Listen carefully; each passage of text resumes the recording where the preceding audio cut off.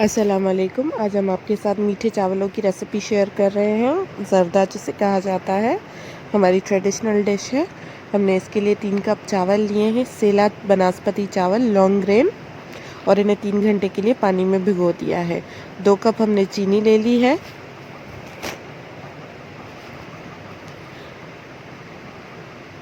Oil 1 cup. ज़र्दे का colour 1 teaspoon. नमक आधा टीस्पून।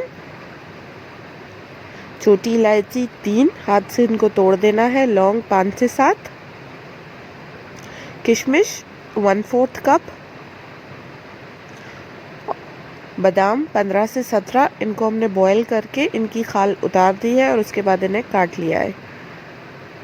पानी 5 कप।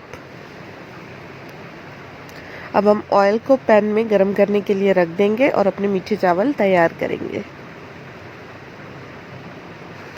पैन हमारा गरम हो रहा है। अब हम इसमें ऑयल ऐड करेंगे। जैसे ही ऑयल गरम होना स्टार्ट होगा, हम इसमें छोटी इलायचियाँ और लौंग ऐड कर देंगे। ये हमारा ऑयल गरम हो गया। अब हमने इसमें छोटी इलायचियाँ और लौंग ऐड कर दिए हैं।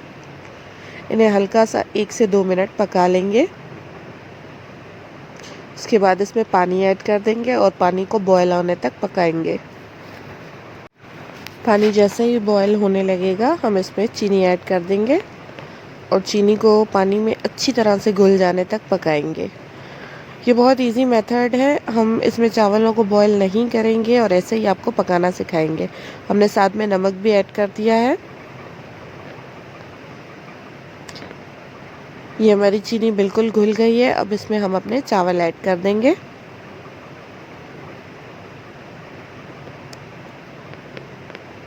अच्छी तरह से चावलों को घुमा लेंगे।